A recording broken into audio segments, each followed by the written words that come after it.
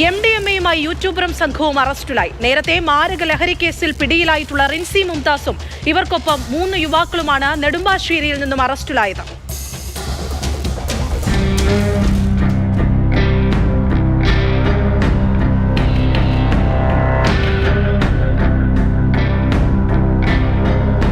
YouTuber എന്നതിനൊപ്പം ചലച്ചിത്ര മേഖലയിൽ ഏറെ ബന്ധങ്ങളുള്ളയാളുമാണ് റിൻസി മുംതാസ്. കഴിഞ്ഞ വർഷം ജൂലൈയിൽ ഇവർ എറണാകുളത്ത് നിന്ന് ലഹരി കേസിൽ പിടിയിലായിരുന്നു. ഇവരുടെ സുഹൃത്ത് യാസർ അറാഫത്തും അന്ന് അറസ്റ്റിലായി. ഇത്തവണ 4-ാം തീയതി നെടുമ്പാശ്ശേരി MJ കെട്ടിടത്തിലെ 3-ാം നിലയിലെ മുറിയിൽ നിന്നാണ് ഇവരെ പിടികൂടിയത്.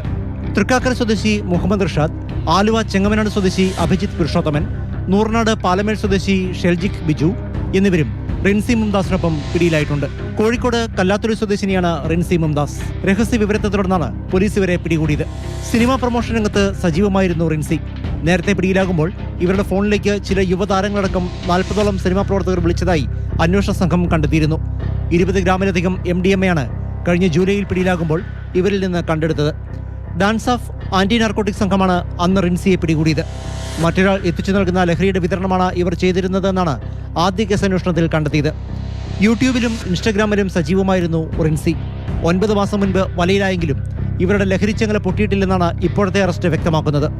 റിൻസിയുടെ പിന്നിൽ ആരൊക്കെയാണ്, ഉറവിടങ്ങൾ, ഇടപാടുകാർ ആരൊക്കെ, ഇതെല്ലാം പുറത്തേക്ക് വരാൻ വിശദമായ അന്വേഷണം അനിവാര്യമാണ്.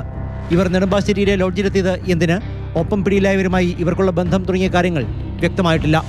റിൻസി മുംതാസിന്റെ ലഹരി വരെ തകർക്കാൻ ഇനിയും കഴിഞ്ഞിട്ടില്ലെന്നത് എന്തായാലും വ്യക്തമാണ്.